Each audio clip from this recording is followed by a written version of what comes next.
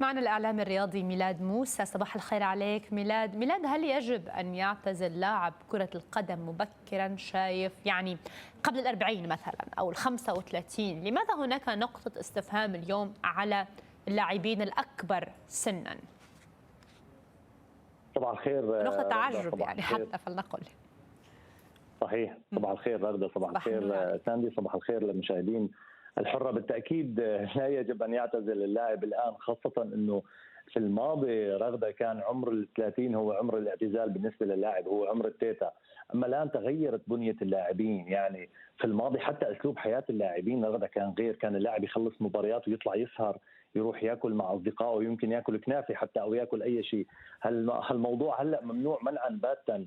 حتى السوشيال ميديا صارت تسيطر على الموضوع، يعني لو لاعب طلع سهر بعد المباريات بتلاقي جماهير النادي على السوشيال ميديا عم تهاجمه في عدم انضباط. بدي احكي بس انه جامعه فيجو الاسبانيه رغده عملت مثل احصائيه صغيره بدوري ابطال اوروبا من 92 لهلا، بتقول لك انه زاد عمر اللاعب في الملاعب تقريبا 7% من عمر ال 24 طبعا لعمر ال 26 ونص. هاي ديتيلز بس عمليا لا، اللاعب جوهره الان هو من 30 لل 34 بكامل الخبره واللياقه بيكون. طيب ميلاد، يعني أنت تقول بكامل الخبرة واللياقة ربما أو جوهر اللاعب من 30 إلى 34، طيب وصل الآن عتبة ال 35 أو ال 36 وما زال مستمر، يعني على الرغم من أنه بطبيعة الحال مع تقدم العمر يعني تقل اللياقة البدنية وغيرها. ما الأسباب برأيك اللي تدفع بعض اللاعبين اليوم لخيار الاستمرار في الملاعب بعد تجاوز عمر ال 36؟ ساندي، يعني هو سؤال في محله، لانه اغلب اللاعبين ما بتعرف شو بدها تعمل بعد لعب كره القدم. يعني نحن مو كل اللاعبين بصيروا مدربين او بيشتغلوا بالمجال الرياضي، من النوادر يعني بنلاقي 4-5 بيشتغلوا كتدريب او حتى كتحليل رياضي. فعمليا المردود المادي الكبير للاعبين هو الهدف الاول للاستمرار. يعني اسلوب حياه اللاعب، يعني ممكن انا وياكي ساندي ندور سيارتنا ونروح الشغل، هو لازم يستاجر طياره خاصه ويروح، فعمليا اجار الطياره الخاصه غالي جدا، اسلوب حياتهم غالي جدا، فعمليا لازم يحصل اكبر قدر ممكن من المردود المادي مشان يستمر بالحياه اللي هو عايش فيها. طيب، حكيت عن كيف تغير عالمنا اليوم، يعني احكي لنا أكثر عن مسألة التطورات اللي صارت في عالم الرياضة والتغذية، وكيف أثرت هذه التطورات على قدرة اللاعبين على اللعب في عمر متقدم، مثل الأمثلة اللي طرحناها قبل شوي. ممتاز رغدة. يعني شوفي، خلينا نرجع، الحكايه بلشت من 96 مع فينجر لما استلم ارسنال، ما جاب خطط تكتيكيه، اول شيء عمله بارسنال هو منع الشوكليت ارسن فينجر، وعمليا الحكايه بلشت من هناك. النظام الغذائي الجيد للاعبين، ما بنتذكر لما بيب جوارديولا تعاقد معه بايرن ميونخ، اول شيء عمله تعاقد مع اخصائيه غذائيه اسمها منى نمر. منى نمر نفسها راحت على ليفربول، والحكايه بلشت مع يورجن كلوب ومنى نمر بليفربول، وقالوا انه كيف زادت لياقه اللاعبين، تحسن ادائهم، زاد تطورهم. وبلفت نظركم يعني شغله كثير مهمه، هو التطور الطب الرياضي. يعني عم نشوف نحن عمليا الغرف البارده والعمليات بالذكاء الاصطناعي الحديث اللي عم تصير. يعني بتذكر بال 2001 افضل تعاقد كان لميلان، انا دائما بقولها هي، كان مع طبيب اسمه ميرسمن.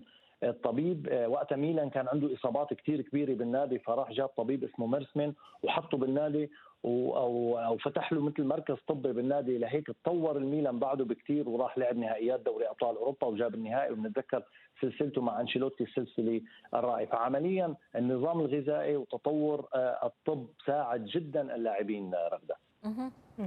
طيب ميلاد، دعنا نتحدث الآن عن الروتين اليومي خلينا نقول والتدريبات الخاصة، إلى أي مدى تلعب دور في رفع لياقة اللاعبين، خصوصا عندما نتحدث عن اللاعبين من الفئة الأكبر سنا؟ يعني كيف يجب أن يكون روتينهم اليومي؟ هل يختلف عن اللاعبين الآخرين الأصغر سنا؟ بكل تاكيد يختلف. يعني شوفي، انا فاتني بالسؤال اللي قبل كنت لازم احكي على نقطه دي بروين والطباخين الخاصين. دي بروين عنده طباخ خاص اسمه جوني مارش، هذا بيرافقه وين ما كان. فعمليا حتى الطباخين الخاصين صاروا يروحوا مع اللاعبين على البيت، يحسب له عدد السعرات الحراريه وشو لازم ياكل قبل المباراه وبعد المباراه. ولكن بالنسبه لسؤالك، هو كثير مهم على الروتين الخاص. انا بتذكر لما مانشستر يونايتد اجى معسكر على دبي من سنين، كان في لاعبين كبار اسمهم سكولز وكيجز قاعدين على جنب هيك لحالهم. فجيت انا لعند المنسق سالته انه كيجز وسكولز ليش ما عم يتدربوا؟ قال لي كيجز وسكولز عمرهم فوق 37 عم يتشمسوا ناقصهم فيتامين د، فعمليا اللاعبين الصغار ما ناقصهم هذا الفيتامين، فعمليا حصه فيتامين د بالنسبه لهم توازي حصه التدريب لبول سكولز وكيجز. فعمليا كل شيء محسوب في عالم كره القدم، التدريبات، اللياقه. ما بننسى مثلا واحد مثل رونالدو، باتريس إيفرا بيقول اذا عزمك رونالدو على الغداء لا تلبي الدعوه لانه رح يطعميك مسلوق.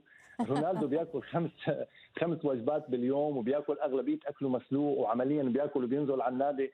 وفي شيء دائما اذا بتنتبهوا رغده وساندي، رونالدو بيلبس سوار الكتروني، دائما بيكون مع هذا السوار بدون ما نقول اسم، ما رح نعمل دعايه، ولكن هذا السوار بيعطي كل شيء، بيعطي احصائيات عن النبض، بيعطي احصائيات عن الجهد، بيعطي احصائيات شو لازم تعمل تمارين، قديش عملت تمارين.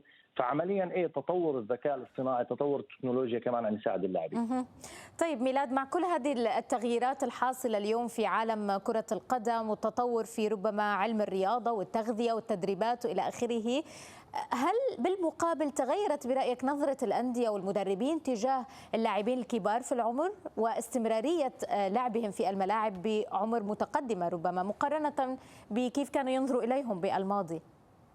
بكل تاكيد ساندي، بكل تاكيد. وانت انا بتذكر يعني تابعتي اكيد الكلاسيكو بين ريال مدريد وبرشلونه، انشيلوتي قبل اللعبه كثير من المشجعين قالت عنه مجرم او مجنون لانه عم يبلش بمودريتش عمره 38 سنه بخط الوسط، حتى صحيح. توني كروس اللي عمره 34 35، ولكن شفنا انه هذا الخيار كان خيار صائب، لانه عمليا عم نشوف اللاعبين اللي بهذا العمر وعم يأدوا بطريقه كثير جيده وبخبره رائعه، لانه عمليا المباريات لا تعتمد فقط على اللياقه، لو تعتمد على اللياقه كنا جبنا احصنه بالملعب نحن، ولكن تعتمد على الفكر. بعدين في شغله كثير مهمه ساندي، هناك في فرق لازم نفرق بانواع السرعه، في السرعه الابتدائيه وفي السرعه بالفكر.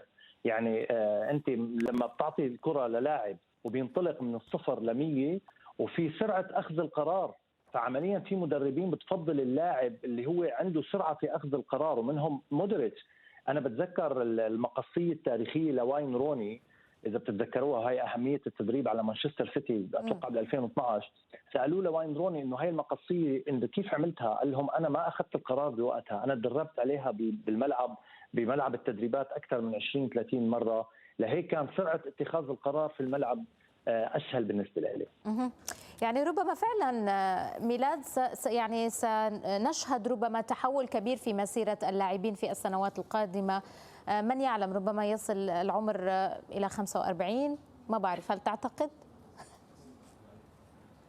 كل شيء جائز. انا بتوقع نحن اللي عم نشوفه من تطور هائل في عالم كره القدم والسرعه الهائله اللي عم بتصير، يعني انا بتوقع الموضوع ينقلب بالعكس. يعني نحن كنا نشوف ساندي لاعبين تبلش بال20 بال21، هلا عم نشوف لاعبين عم تبلش ب18 17، ممكن نشوف لاعبين عم تبلش بال15 مع فرق الرجال. عمليا كره القدم عم تتطور بشكل سريع، المردود المادي تبعها عم يجذب اللاعبين والمشاهير، كل شيء جائز في عالم كرة القدم. إذا شكرا جزيلا لك الإعلامي الرياضي ميلاد موسى على هذه المشاركة، شكرا جزيلا لك.